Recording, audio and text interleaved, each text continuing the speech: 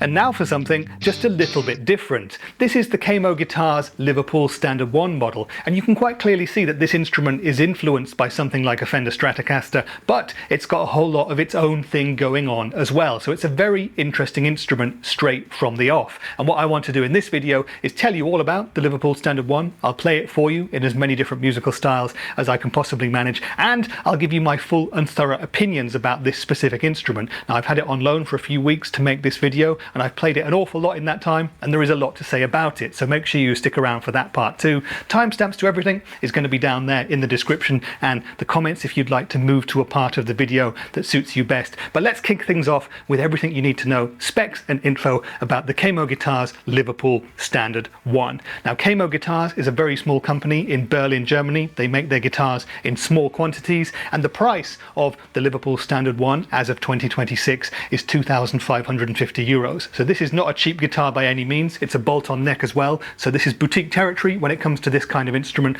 but you get an awful lot of guitar for your money. Now, this specific guitar has a beautiful satin open pore gold finish, but many other colors are available as well, and underneath the finish you get a mahogany body here. Now, we can see that we've got a double cutaway body here, which is reminiscent of a Stratocaster, also with the big cutaway on the back there, but the cutaway itself, well, it's more angular, it's shorter and stubbier, so it's a very much a different thing to a Strat, and it's a smaller body overall as well. A very cool, a very unique thing to have, and it's a lightweight mahogany body too. Now, we've got 3 single coil pickups in this guitar. They're hand wound by the KMO team themselves, 2 Strat type single coils in neck and middle, and in the bridge position, something rather unusual again. We've got a P90 pickup, or as KMO themselves call it, a T90 pickup, and they say it's a hybrid between a standard P90 pickup and a Telecaster bridge pickup, so it's going to give us something like the response of a Strat bridge pickup, but with more punch. So I'm really looking forward to hearing how that one sounds. There's no coil taps or splits or anything like that, and you have a standard 5-way switch to move between the different pickup settings on this guitar, a single master volume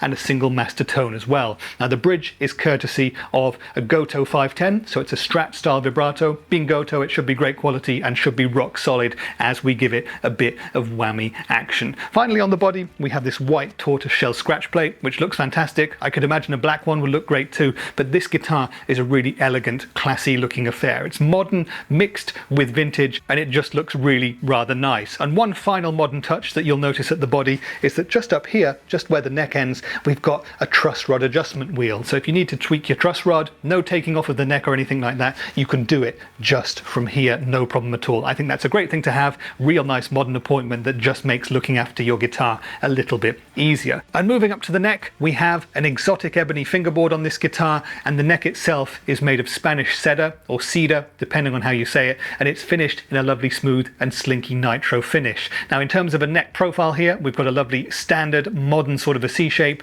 It's not too fat, not too thin, gets a tiny bit chunky as you move up towards the dusty end, but it's a really, really comfy neck on this guitar. Now, we've got 22 frets on this beautiful streaky ebony fingerboard. The frets, to me, well, KMO don't tell us what size they are, but to me they feel like they're mediums. The scale length of this guitar is also a little bit different. It's 635 millimeters, which is 25 inches, which places it halfway between Fender and Gibson in terms of scale length, and is indeed the PRS, Paul Reed Smith scale length. So that's a cool thing to have, and if you like your PRS guitars, you're going to love this one straight away. Now, the fingerboard radius on the neck here is going to be 9.5 inches, so nice and modern feeling, but not too flat either. We've got a 43 millimeter nut, and I suspect that the nut is going to be a bone nut on this guitar. And up at the headstock, we have the KMO logo. It's quite distinctive here with another bit of tortoiseshell, red and black here. And on the back, we've got 6 inline Clouson tuners, so that should aid with the tuning stability as well. Now, all KMO guitars come with a Plex setup straight from the workshop, so this guitar should be immaculately set up.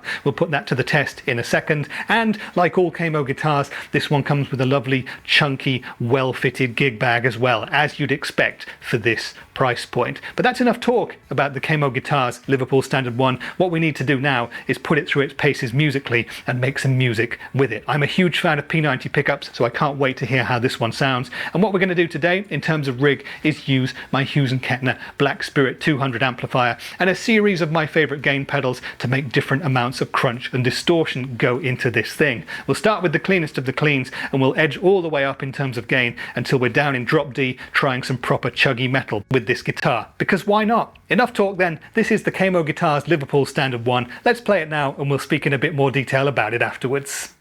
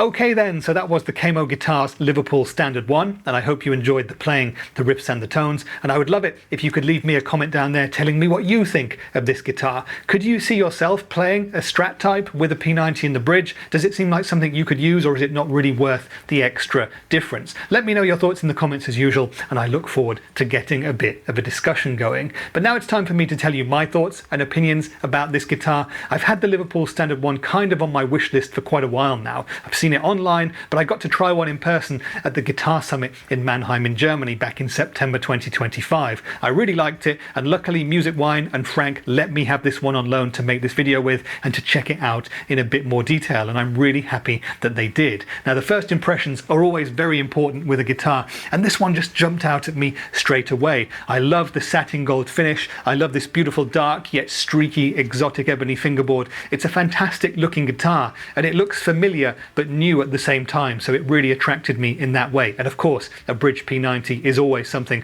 I'm going to walk straight up to anyway. Now, in terms of the price, 2,550 euros. It's not cheap by any means, of course it's not, but for something that's handmade in small numbers in Germany, you've got Kluson and Goto hardware on it, and it's got a Plex setup as well, and that really nice chunky gig bag too. Well, 2,550 euros in 2026 doesn't seem like the worst price in the world for what you're getting. Now, the other thing that I noticed when I picked this guitar up for the first time was that it has a beautiful weight and it balances extremely nicely as well. This specific guitar weighs in at 2.93 kilograms. That's about £6.7, and if you know me, you'll know that I love a nice lightweight guitar. Anything under £8 is a win for me, so this is a mega win in that regard. Really nice and light, but balances beautifully no matter whether I'm playing it standing up using a guitar strap or whether, like in this video, I'm sat down to play it. So first impressions were absolutely fantastic with this guitar, and then I started looking at the build quality. With something like this for 2,500 plus euros, you're expecting basically perfection, and that's what you get with this guitar. I can't find a flaw or a fault with it whatsoever. Now, this is a satin open pore finish, so it is going to get bashed up if you use it over a period of time, but straight from the shop, straight from the warehouse, this one is in beautiful condition, and the setup is fantastic as well. Like I've already said a couple of times, the guitar has been plecked, so the setup of the frets, the action, the intonation is absolutely bang on. We've got the Kluson tuners here, we've got the bone nut there, and we've got the Goto 510 whammy vibrato bridge, and they all do a superb job. The electronics and everything is fantastic as well. So in terms of build quality, it's 5 out of 5 for this guitar. And the next thing I would look at would be the playability, and the Liverpool Standard I is a fantastic playing guitar. Now, I've already said we've got a Plex setup on the neck, and the neck itself is lovely, smooth and slinky feeling, and I love the profile as well, so full marks for the fretting hand. But in terms of the body and the ergonomics of the rest of the guitar, this is smaller than a Strat. You've got great upper fret access, the body is really comfy and nicely designed, and so full marks for me in the playability stakes as well. Combining the ergonomics of the body, the playability of the neck with this lovely light weight, and this is a guitar that I could imagine you could play on stage for 3 or 4 hours, 50, 60 songs if you're playing that many, no problem whatsoever. Full marks again in the playability stakes for the Liverpool Standard I. And I guess the other crucial thing to talk about would be the sounds of this thing. And we've got a Strat type 3 single coil pickup operation here, but we've got that P90 or T90 in the bridge position. And this does give it a slightly different string to its bow compared to a standard Strat. It's not a humbucker, so it's not an HSS Strat. It's not 3 single coils. It's somewhere in the middle. And you do get a very unique tonal response from this guitar. There are not many other guitars that offer that pickup configuration. There's a couple that I'll talk about later, but this is pretty much on its own in terms of what you can easily access at the moment. Now, the 3 pickups in this guitar are all Camo's own, and they do sound absolutely wonderful. They're a classically voiced single coil set for me in a sense. Now, on the clean tones, we had some beautiful sparkly, clean, classic Strat sounds, pristine cleans from the neck and middle pickups, and some nice meaty thunk from that bridge P90 as well. You can cover an awful lot of ground with a guitar like this on the clean channel of an amp, and the P90 was almost starting to make my amp break up just a little bit, but not that much, and the other 2 pickups give you those lovely sparkly and quacky in between Strat tones, no end. Wonderful sounds for cleans. Then I clicked on my Greer Lightspeed for some indie and alternative rock tones, and for some AC/DC-esque classic rock sounds as well, and we got those beautifully from this guitar. Now, this P90 or T90 as Camo call it really does sound a bit like a mixture of a P90 pickup and a Telecaster bridge pickup, which means that it sounds thick and fat but really tight and clear and full of clarity for classic rock sounds as well, and it's great for indie and alternative rock tones too. I also found the in-between sounds and that middle pickup great for strokesy-esque indie stuff, and the neck pickup is also great for indie arpeggios and stuff like that with just a little bit of breakup going on.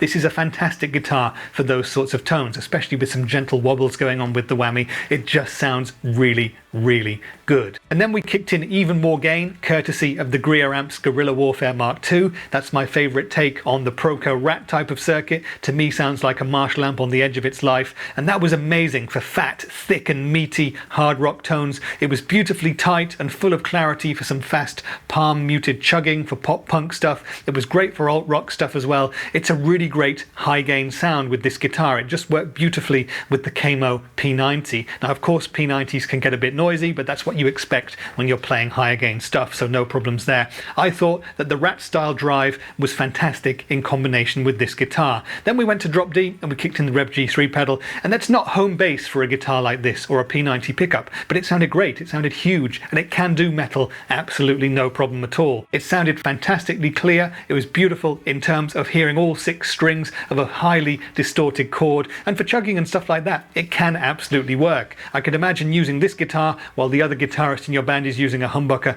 and you'd get a great overall massive wall of guitar-based goodness. So this is a fantastic sounding guitar as well. These Camo pickups are a little bit different, they sound beautiful, and I highly recommend trying them if you ever get the chance. But if you've been watching this video and you like the idea of the Liverpool Standard I, but you're wondering what else is out there, well, I do highly recommend that you check out the rest of Camo's range first. Now there's a Liverpool Standard II as well, which has a P90 in the neck and a humbucker in the bridge, so that's a different flavour of this guitar. And while Camo don't offer many customization options with the Liverpool model, with their other models, the Hybrid and the Berlin, they do that, so you can pick different woods, different pickup types, different specs, and so on and so on. I highly recommend that you check those out, and I'll put links down there if you'd like to check Camo out as well. But in terms of a P90 in the bridge and 2 single coil pickups in a Strat sort of a layout, there's not many guitars that offer that, at least that you can buy new for decent prices today. Now back in the day I used to work for Fret King and Vintage Guitars,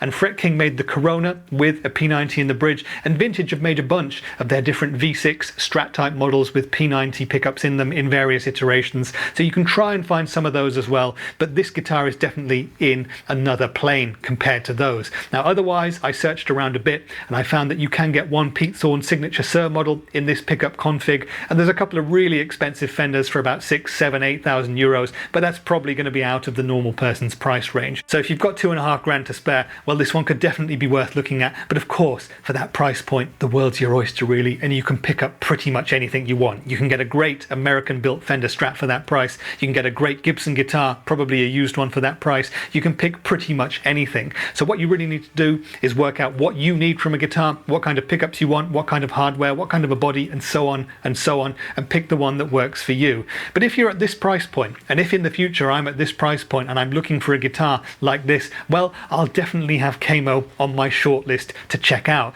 This guitar is superlative in pretty much every way. The only thing that I've found that I don't quite like about this guitar so much is the fact that you've got 2 different types of tortoiseshell on it. White tortoiseshell at the body and the red and black on the headstock. If that's the worst thing that I can find with this guitar, well, that's not a problem whatsoever. Everything else about it is absolutely fantastic. It's built to perfection. It feels, looks and plays excellently, and those Camo pickups sound sublime as well. So I would give it 10 out of 10 or 2 thumbs up or whatever you'd like to call it. And again, highly recommend that you give a Camo a chance if you ever see one out in the wild. Now I hope that this video has answered all of the questions that you may have had about Camo or the Liverpool Standard I, but if there's anything else you'd like to know, let me know down there in the comments and I shall do my best to answer you. And similarly, if you'd like to see me do videos with any other Camo models in future, let me know as well, because hopefully I can make that happen in the future. That's all for today's video though. Leave me a like and a sub if you haven't already. Check out a couple of other videos if you get the chance. And I've been Rich. I'll see you in the next one. Bye for now.